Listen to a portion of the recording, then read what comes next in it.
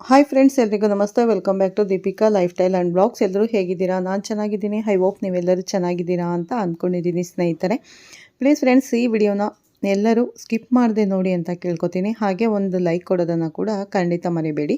ಹೊಸದಾಗಿ ನೋಡೋರು ಫಸ್ಟು ನನ್ನ ಚಾನಲ್ಗೆ ದೀಪಿಕಾ ಲೈಫ್ ಸ್ಟೈಲ್ ಆ್ಯಂಡ್ ಬ್ಲಾಗ್ಸ್ಗೆ ಕನೆಕ್ಟ್ ಆಗಿ ಪಕ್ಕದಲ್ಲಿರೋ ಬೆಲ್ ಬಟನ್ ಕ್ಲಿಕ್ ಮಾಡಿ. ನಾನು ಹಾಕೋ ಪ್ರತಿಯೊಂದು ವಿಡಿಯೋ ನೋಟಿಫಿಕೇಷನ್ಗೆ ಬರುತ್ತೆ, ತಕ್ಷಣ ನೋಡ್ಬೋದು ಸ್ನೇಹಿತರೆ. ವಿಡಿಯೋ ಇಷ್ಟ ಆದರೆ ಓಂ ಶಂ ಶನೇಶ್ವರಾಯ ನಮಃ ಅಥವಾ ಓಂ ಶ್ರೀ ಆಂಜನೇಯಾಯ ನಮಃ ಅಂತ ಒಂದು ಕಮೆಂಟ್ ಕೊಡೋದನ್ನು ಖಂಡಿತ ಮರಿಬೇಡಿ ಸ್ನೇಹಿತರೆ. ನಮ್ಮ ಲೈಫ್ನಲ್ಲಿ ಯಾವತ್ತೂ ನಾವು ಪಾಸಿಟಿವಿಟಿನ ಅನ್ವಯಿಸ್ಕೊಂಡು ನಾವು ಹೋಗಬೇಕೆ ಹೊರತು ನೆಗೆಟಿವಿಟಿನ ನಮ್ಮ ಲೈಫಿಂದ ತೆಗೆದಾಕಬೇಕು. ಆವಾಗ ನಮ್ಮ ಜೀವನ ಖಂಡಿತ ಚೆನ್ನಾಗಿರುತ್ತೆ.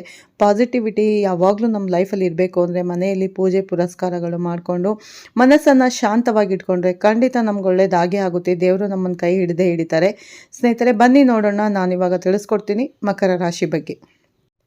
ನಿಮ್ಮ ಆತ್ಮದ ಸ್ಪಂದನವನ್ನು ಸ್ಪರ್ಶಿಸುವ ಜ್ಯೋತಿಷ್ಯದ ಧ್ವನಿ, ನಿಮ್ಮ ಹೃದಯದ ನೋವನ್ನು ಅರ್ಥ ಮಾಡಿಕೊಳ್ಳುವ ಒಂದು ಸ್ನೇಹಿತನ ಮಾತು. ಮಕರ ರಾಶಿಯ ಪ್ರಿಯರೇ, ಇಂದು ನಾನು 14ನೇ ತಾರೀಕು ಫೆಬ್ರವರಿ ದಿನದ ಭವಿಷ್ಯವನ್ನು ಸಂಪೂರ್ಣವಾಗಿ ಕೇಳಿ ಮಧ್ಯದಲ್ಲಿ ಬಿಡದೆ ಕೇಳಿ. ಏಕೆಂದರೆ ಕೊನೆವರೆಗೂ ನೀವು ಕೇಳಿದರೆ ನಾನು ನಿಮಗೆ ಒಂದು ವಿಶೇಷ ರಹಸ್ಯವನ್ನು ಹೇಳುತ್ತೇನೆ. ಮೊದಲು ಈ ವಿಡಿಯೋ ನೋಡುತ್ತಿರೋ ಪ್ರತಿಯೊಬ್ಬರೂ ನಿಮ್ಮ ಇಷ್ಟದ ದೇವರ ಹೆಸರು ಅಥವಾ ನಿಮ್ಮ ಕುಲದೇವರ ಹೆಸರನ್ನು ಕಮೆಂಟಲ್ಲಿ ಬರೆಯಿರಿ. ದೇವರ ಹೆಸರನ್ನು ಬರೆಯುವಾಗ ನಿಮ್ಮ ಮನಸ್ಸಿನ ಭಾರ ಅರ್ಧಕ್ಕಿಂತ ಕಡಿಮೆಯಾಗುತ್ತದೆ. ನಂಬಿಕೆಯಿಂದ ಬರೆಯಿರಿ. ಮಕರ ರಾಶಿಯವರೇ, ನೀವು ಬಹಳ ಗಟ್ಟಿಯಾದ ಮನಸ್ಸಿನವರು. ಹೊರಗೆ ಕಲ್ಲಿನಂತೆ ಕಾಣಿಸುತ್ತೀರಾ, ಒಳಗೆ ಮೃದುವಾದ ಹೃದಯ ಹೊಂದಿದವರು. ಇತ್ತೀಚಿನ ದಿನಗಳಲ್ಲಿ ನೀವು ಎಲ್ಲರಿಗಾಗಿ ನಿಂತಿದ್ದೀರಿ, ಆದರೆ ನೀವು ಸಂಕಷ್ಟದಲ್ಲಿ ಇದ್ದಾಗ ಯಾರೂ ನಿಮ್ಮ ಬಳಿ ಬರಲಿಲ್ಲ ಎಂಬ ನೋವು ನಿಮ್ಮೊಳಗೆ ಉರಿಯುತ್ತಿದೆ. ದೇವರು ನನಗೆ ಮಾತ್ರ ಏಕೆ ಪರೀಕ್ಷೆ ಕೊಡುತ್ತಾರೆ ಎಂದು ನೀವು ಕೇಳಿಕೊಂಡಿದ್ದೀರಿ. ಆದರೆ ಇಂದಿನ ದಿನ ಅಂದರೆ 14ನೇ ತಾರೀಕು ಫೆಬ್ರವರಿ ನಿಮ್ಮ ಜೀವನದಲ್ಲಿ ಒಂದು ತಿರುವು ತರುತ್ತದೆ. ಬೆಳಗ್ಗೆ ಎದ್ದಾಗ ಸ್ವಲ್ಪ ಭಾರವಾದ ಮನಸ್ಸು ಇರುತ್ತದೆ. ಒಂದು ಹಳೆಯ ಘಟನೆ ನೆನಪಿಗೆ ಬಂದು ಕಣ್ಣು ತುಂಬಬಹುದು. ಆದರೆ ಭಯ ಪಡಬೇಡಿ. ನಿಮ್ಮ ಮನಸ್ಸಿನ ಶುದ್ಧೀಕರಣ ಕೆಲವೊಮ್ಮೆ ಮಳೆ ಬಂದ ನಂತರವೇ ಆಕಾಶ ಸ್ವಚ್ಛವಾಗುತ್ತದೆ. ಪ್ರೇಮ ಜೀವನದ ಬಗ್ಗೆ ಹೇಳುವುದಾದರೆ, ನಿಮ್ಮ ಹೃದಯದಲ್ಲಿ ಒಬ್ಬರ ಚಿತ್ರ ಇದೆ. ಅವರು ನಿಮ್ಮನ್ನು ಅರ್ಥ ಮಾಡಿಕೊಳ್ಳುತ್ತಾರಾ ಇಲ್ಲವಾ ಎಂಬ ಅನುಮಾನ ನಿಮ್ಮನ್ನು ಕಾಡುತ್ತಿದೆ. ಇಂದು ಸಂಜೆ ಒಂದು ಸಂದೇಶ, ಒಂದು ಕರೆ ಅಥವಾ ಅಪ್ರತ್ಯಕ್ಷವಾಗಿ ಅವರಿಂದ ಒಂದು ಸೂಚನೆ ಬರಬಹುದು. ಅದು ನಿಮ್ಮ ಮನಸ್ಸಿಗೆ ನೆಮ್ಮದಿ ನೀಡುತ್ತದೆ. ಆದರೆ ಗಮನದಲ್ಲಿಡಿ, ನಾನು ಹೇಳುವುದೆಲ್ಲ 100% ಹಾಗೇ ನಡೆಯುತ್ತದೆ ಎಂದು ಅರ್ಥವಲ್ಲ. ನಿಮ್ಮ ಕುಂಡಲಿ, ನಿಮ್ಮ ನಕ್ಷತ್ರಗಳ ಸ್ಥಿತಿ, ನಿಮ್ಮ ದಶಾಭುಕ್ತಿ ಇವೆಲ್ಲದರ ಮೇಲೆ ಫಲಿತಾಂಶ ಅವಲಂಬಿತವಾಗಿರುತ್ತದೆ. ಆದ್ದರಿಂದ ಎಚ್ಚರಿಕೆಯಿಂದ ಕೇಳಿ ಮತ್ತು ಒಳ್ಳೆಯ ಕ್ರಮಗಳನ್ನು ಅನುಸರಿಸಿ. ಮದುವೆ ಯೋಗದ ಬಗ್ಗೆ ಹೇಳುವುದಾದರೆ, ನಿಮ್ಮ ಜಾತಕದಲ್ಲಿ ಶುಕ್ರ ಮತ್ತು ಶನಿ ಪ್ರಭಾವದಿಂದ ಸ್ವಲ್ಪ ವಿಳಂಬವಾದರೂ ಸ್ಥಿರವಾದ ಮದುವೆ ಯೋಗ ಕಾಣುತ್ತಿದೆ. ಮುಂದಿನ ಕೆಲವು ತಿಂಗಳುಗಳಲ್ಲಿ ಮಾತುಕತೆಗಳು ಶುರುವಾಗಬಹುದು. ಧೈರ್ಯ ಕಳೆದುಕೊಳ್ಳಬೇಡಿ. ಹಣಕಾಸಿನ ವಿಷಯದಲ್ಲಿ ಇಂದು ನೀವು ನಿಮ್ಮ ನಿರ್ಧಾರ ತೆಗೆದುಕೊಳ್ಳಬಹುದು. ಯಾರಾದರೂ ನಿಮ್ಮನ್ನು ಹಣದ ವಿಷಯದಲ್ಲಿ ತಪ್ಪಾಗಿ ಅರ್ಥ ಮಾಡಿಕೊಂಡಿರಬಹುದು. ಆದರೆ ಮಧ್ಯಾಹ್ನದ ನಂತರ ಒಂದು ಅವಕಾಶ ಬರುತ್ತದೆ. ಒಂದು ಸಣ್ಣ ಕೆಲಸ, ಒಂದು ಹೊಸ ಆಲೋಚನೆ ಅಥವಾ ಹಳೆಯ ಸಂಪರ್ಕದಿಂದ ಹಣದ ಪ್ರವಾಹ ಆರಂಭವಾಗಬಹುದು. ಹಣದ ಹರಿವು ಹೆಚ್ಚಿಸಲು ಪ್ರತಿದಿನ ಬೆಳಗ್ಗೆ ಹಸಿರು ಬಣ್ಣದ ವಸ್ತ್ರದ ತುಂಡನ್ನು ನಿಮ್ಮ ಹಣದ ಪೆಟ್ಟಿಗೆಯಲ್ಲಿ ಇಟ್ಟುಕೊಳ್ಳಿ ಮತ್ತು ಓಂ ಶ್ರೀ ಮಹಾಲಕ್ಷ್ಮಿಯೇ ನಮಃ ಎಂದು 11 ಬಾರಿ ಜಪಿಸಿ. ಇದು ನಿಮ್ಮ ಮನಸ್ಸಿಗೆ ಧೈರ್ಯ ನೀಡುತ್ತದೆ ಸ್ನೇಹಿತರೆ. ನೀವು ನೀಲಮಣಿ ಅಥವಾ ಬ್ಲೂ ಸಫೈರ್ ಧರಿಸುವ ಮೊದಲು ನಿಪುಣ ಜ್ಯೋತಿಷಿಯ ಸಲಹೆ ಪಡೆಯಿರಿ. ಏಕೆಂದರೆ ಶನಿ ಪ್ರಭಾವ ಬಲವಾಗಿರುವುದರಿಂದ ಸರಿಯಾದ ರತ್ನ ಧರಿಸಿದರೆ ಅದ್ಭುತ ಫಲ ನೀಡುತ್ತದೆ. ಆರೋಗ್ಯದ ವಿಚಾರದಲ್ಲಿ ಹೊಟ್ಟೆ ಮತ್ತು ಬೆನ್ನು ಭಾಗದಲ್ಲಿ ಸ್ವಲ್ಪ ಅಸ್ವಸ್ಥತೆ ಕಾಣಬಹುದು. ನೀರನ್ನು ಹೆಚ್ಚು ಕುಡಿಯಿರಿ ಮತ್ತು ಸಂಜೆ ಸೂರ್ಯಾಸ್ತದ ಸಮಯದಲ್ಲಿ 5 ನಿಮಿಷ ಮೌನವಾಗಿ ಕುಳಿತು ನಿಮ್ಮ ಉಸಿರಾಟದ ಮೇಲೆ ಗಮನ ಹರಿಸಿ. ಗರ್ಭಿಣಿಯರು ಹೆಚ್ಚು ಒತ್ತಡ ತೆಗೆದುಕೊಳ್ಳಬೇಡಿ. ಮನೆಯವರ ಜೊತೆ ಶಾಂತವಾಗಿ ಮಾತನಾಡಿ.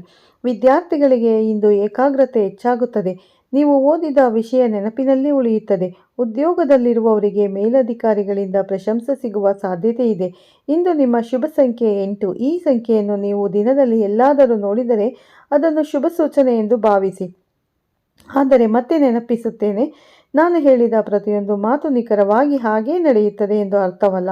ನಿಮ್ಮ ಕುಂಡಲಿ, ನಿಮ್ಮ ನಕ್ಷತ್ರಗಳ ಸ್ಥಿತಿ, ನಿಮ್ಮ ದಶಾಭುಕ್ತಿ ಇವೆಲ್ಲದರ ಮೇಲೆ ಫಲಿತಾಂಶ ಅವಲಂಬಿತವಾಗಿರುತ್ತದೆ. ಆದ್ದರಿಂದ ಎಚ್ಚರಿಕೆಯಿಂದ ಕೇಳಿ ಮತ್ತು ಒಳ್ಳೆಯ ಕ್ರಮಗಳನ್ನು ಅನುಸರಿಸಿ. ಸತ್ಯ ಧರ್ಮಗಳನ್ನು ಪಾಲಿಸಿ. ಹಿರಿಯರ ಆಶೀರ್ವಾದ ಪಡೆಯಿರಿ. ಅನಾಥರಿಗೆ ಅಥವಾ ಅಗತ್ಯವಿರುವವರಿಗೆ ಆಹಾರ ದಾನ ಮಾಡಿ. ನೀವು ಮಾಡಿದ ಒಳ್ಳೆಯ ಕೆಲಸವೇ ನಿಮ್ಮ ಭವಿಷ್ಯವನ್ನು ಬದಲಾಯಿಸುತ್ತದೆ. ಒಂದು ಸಣ್ಣ ಕತೆ ಹೇಳುತ್ತೇನೆ. ಒಬ್ಬ ಮಕರ ರಾಶಿಯ ವ್ಯಕ್ತಿ ಜೀವನದಲ್ಲಿ ತುಂಬ ನೋವು ಅನುಭವಿಸಿದ.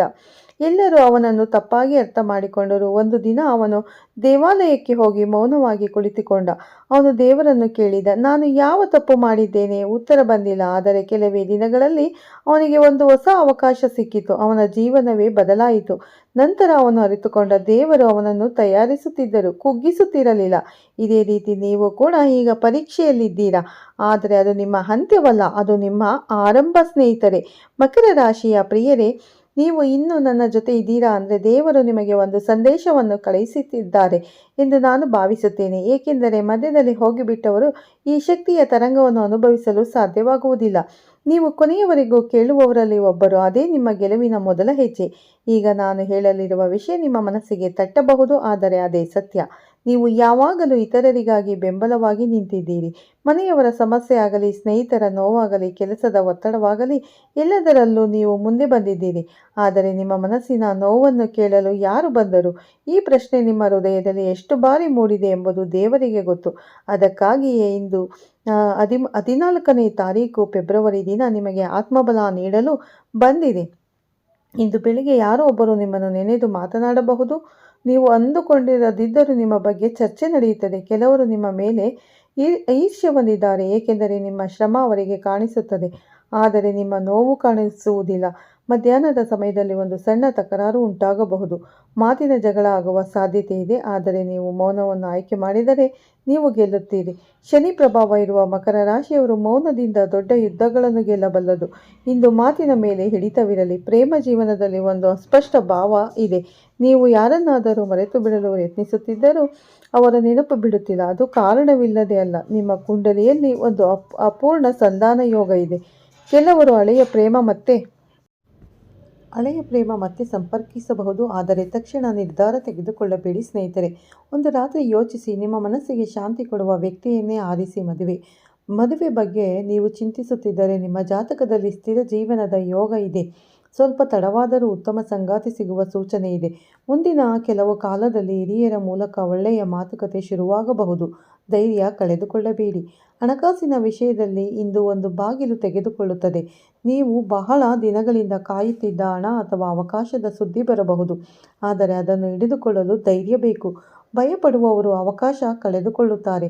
ಧೈರ್ಯದಿಂದ ಮುಂದುವರಿಯಿರಿ. ಪ್ರತಿದಿನ ಬೆಳಗ್ಗೆ ಒಂದು ನಾಣ್ಯವನ್ನು ನಿಮ್ಮ ಕೈಯಲ್ಲಿ ಹಿಡಿದು ನಿಮ್ಮ ಗುರಿಯನ್ನು ನೆನಪಿಸಿಕೊಳ್ಳಿ. ನಂತರ ಅದನ್ನು ದೇವರ ಮುಂದೆ ಇಡಿ. ವಾರದ ಕೊನೆಯಲ್ಲಿ ಆ ಹಣವನ್ನು ದಾನ ಮಾಡಿ. ಹಣದ ಹರಿವು ನಿಲ್ಲುವುದಿಲ್ಲ. ನಿಮ್ಮ ಶುಭ ಸಂಖ್ಯೆ 8 ಮತ್ತು 4. ಈ ಸಂಖ್ಯೆಗಳು ಇಂದು ನಿಮಗೆ ಕಾಣಿಸಿಕೊಂಡರೆ ಅದು ದೇವರ ಸಂಕೇತ. ಆರೋಗ್ಯದ ವಿಚಾರದಲ್ಲಿ ನಿಮ್ಮ ಮಣಿಕಟ್ಟು, ಮೊಣಕಾಲು ಅಥವಾ ಬೆನ್ನು ಭಾಗದಲ್ಲಿ ಒತ್ತಡ ಕಾಣಬಹುದು. ಹೆಚ್ಚು ಕೆಲಸ ಮಾಡುತ್ತೀರಿ, ಆದರೆ ವಿಶ್ರಾಂತಿ ತೆಗೆದುಕೊಳ್ಳುವುದಿಲ್ಲ. ಸ್ವಲ್ಪ ಸಮಯ ನಿಮಗಾಗಿ ಇಡಿ. ಸಂಜೆ ಸೂರ್ಯಾಸ್ತದ ಸಮಯದಲ್ಲಿ ಆಕಾಶವನ್ನು ನೋಡಿ 3 ದೀರ್ಘ ಉಸಿರಾಟ ತೆಗೆದುಕೊಳ್ಳಿ. ಮನಸ್ಸು ಹಗುರವಾಗುತ್ತದೆ. ಗರ್ಭಿಣಿಯರು ಹೆಚ್ಚು ಚಿಂತೆ ಮಾಡಬೇಡಿ. ನಿಮ್ಮ ಮನಸ್ಥಿತಿ ಮಗುವಿನ ಮೇಲೆ ಪರಿಣಾಮ ಬೀರುತ್ತದೆ. ಶಾಂತ ಸಂಗೀತ ಕೇಳಿ. ವಿದ್ಯಾರ್ಥಿಗಳಿಗೆ ಇಂದು ಅಧ್ಯಯನದಲ್ಲಿ ಸ್ಪಷ್ಟತೆ ಸಿಗುತ್ತದೆ. ನೀವು ಓದಿದ ವಿಷಯ ಅರ್ಥವಾಗುತ್ತದೆ. ಉದ್ಯೋಗದಲ್ಲಿರುವವರಿಗೆ ಒಂದು ಸಣ್ಣ ಮೆಚ್ಚುಗೆ ಅಥವಾ ಹೊಣೆಗಾರಿಕೆ ಹೆಚ್ಚಾಗಬಹುದು. ಅದನ್ನು ಭಯಪಡದೆ ಸ್ವೀಕರಿಸಿ. ಅದು ನಿಮ್ಮ ಮುಂದಿನ ಹಂತಕ್ಕೆ ದಾರಿ. ನಾನು ಮತ್ತೆ ನೆನಪಿಸುತ್ತೇನೆ, ನಾನು ಹೇಳಿದ ಪ್ರತಿಯೊಂದು ಮಾತು ಹಾಗೆ ನಡೆಯುತ್ತದೆ ಎಂದು ಅರ್ಥವಲ್ಲ. ಇದು ನಿಮ್ಮ ರಾಶಿ, ನಿಮ್ಮ ನಕ್ಷತ್ರಗಳ ಸಾಮಾನ್ಯ ಸ್ಥಿತಿ ಮತ್ತು ನಿಮ್ಮ ವೈಯಕ್ತಿಕ ಕುಂಡಲಿ ಪ್ರಕಾರ ಫಲ ಬದಲಾಗಬಹುದು. ಆದ್ದರಿಂದ ಒಳ್ಳೆಯ ಕ್ರಮಗಳನ್ನು ಅನುಸರಿಸಿ ಪ್ರತಿದಿನ ಹಿರಿಯರ ಆಶೀರ್ವಾದ ಪಡೆಯಿರಿ ಸ್ನೇಹಿತರೆ. ಶನಿವಾರದ ದಿನ ಎಳ್ಳು ದೀಪ ಹಚ್ಚಿ ಶನೇಶ್ವರನನ್ನು ಪ್ರಾರ್ಥಿಸಿ.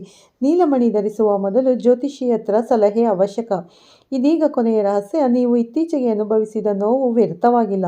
ಆ ನೋವೇ ನಿಮ್ಮ ಆತ್ಮವನ್ನು ಗಟ್ಟಿ ಮಾಡಿದೆ. ದೇವರು ನಿಮ್ಮನ್ನು ಒಡೆಯಲಿಲ್ಲ, ರೂಪಿಸುತ್ತಿದ್ದಾರೆ. ಇಂದಿನಿಂದ ನೀವು ನಿಮ್ಮನ್ನು ಕಡಿಮೆ ಅಂದಾಜು ಮಾಡಬೇಡಿ. ಮಲಗುವ ಮುನ್ನ ಕನ್ನಡಿಯಲ್ಲಿ ನಿಮ್ಮ ಮುಖ ನೋಡಿ. ನಾನು ಶಕ್ತಿಶಾಲಿ, ನಾನು ಧೈರ್ಯಶಾಲಿ, ನನ್ನ ಸಮಯ ಬರುತ್ತಿದೆ ಎಂದು ಹೇಳಿ 3 ಬಾರಿ ಹೇಳಿ. ನಿಮ್ಮ ಶಬ್ದದ ಕಂಪನವೇ ನಿಮ್ಮ ಜೀವನವನ್ನು ಬದಲಾಯಿಸುತ್ತದೆ. ನಾಳೆ ಮತ್ತೆ ಇದೇ ಸಮಯದಲ್ಲಿ ಈ ಮಾತನ್ನು ಹೇಳಿಕೊಳ್ಳಿ. ಮಲಗುವ ಮುನ್ನ ಈ ಮಾತನ್ನು ನೀವು ಹೇಳಿಕೊಳ್ಳಿ. ಖಂಡಿತ ನಿಮಗೆ ಒಳ್ಳೆಯದಾಗುತ್ತದೆ ಸ್ನೇಹಿತರೆ. ಮತ್ತು ನೀವು ಯಾವತ್ತೂ ಒಂಟಿಯಲ್ಲ. ಒಂಟಿಯಾಗಿ ಯೋಚನೆ ಮಾಡೋದನ್ನು ಬಿಡಿ. ಇದು ನಿಮಗೆ ಶಾಪವೂ ಕೂಡ ಅಲ್ಲ, ಇದು ಶಕ್ತಿಯ ಸಾಕ್ಷಿ. ನಾಳೆಯ ದಿನ ಇನ್ನಷ್ಟು ಬೆಳಕಿನಿಂದ ತುಂಬಿರಲಿ. ಮತ್ತೆ ಭೇಟಿಯಾಗೋಣ ಅಂತ ಈ ವಿಡಿಯೋನ ಇಲ್ಲೇ ಎಂಡ್ ಮಾಡ್ತಾ ಇದ್ದೀನಿ ಸ್ನೇಹಿತರೆ. ಮತ್ತೆ ಸಿಗ್ತೀನಿ ಉತ್ತಮ ರಾಶಿ ಭವಿಷ್ಯದೊಂದಿಗೆ. ಅಲ್ಲಿವರೆಗೂ ತಮ್ಮೆಲ್ಲರಿಗೂ ಧನ್ಯವಾದಗಳು. ಹೊಸದಾಗಿ ನೋಡೋರು ನಮ್ಮ ಚಾನಲ್ಗೆ ಸಬ್ಸ್ಕ್ರೈಬ್ ಮಾಡ್ಕೊಳ್ಳಿ. ಪಕ್ಕದಲ್ಲಿರೋ ಬೆಲ್ ಐಕನ್ ಕ್ಲಿಕ್ ಮಾಡಿ ನಾನು ಹಾಕೋ ಪ್ರತಿಯೊಂದು ವಿಡಿಯೋ ನೋಟಿಫಿಕೇಷನ್ಗೆ ಬರುತ್ತೆ ಸ್ನೇಹಿತರೆ. ಈ ವಿಡಿಯೋ ಇಷ್ಟ ಆಗಿದ್ರೆ ಲೈಕ್ ಮಾಡಿ, ಶೇರ್ ಮಾಡಿ. ಓಂ ಶನೇಶ್ವರಾಯ ನಮಃ ಅಂತ ಒಂದು ಕಮೆಂಟ್ ಕೊಡೋದನ್ನು ಮರಿಬೇಡಿ ಸ್ನೇಹಿತರೆ.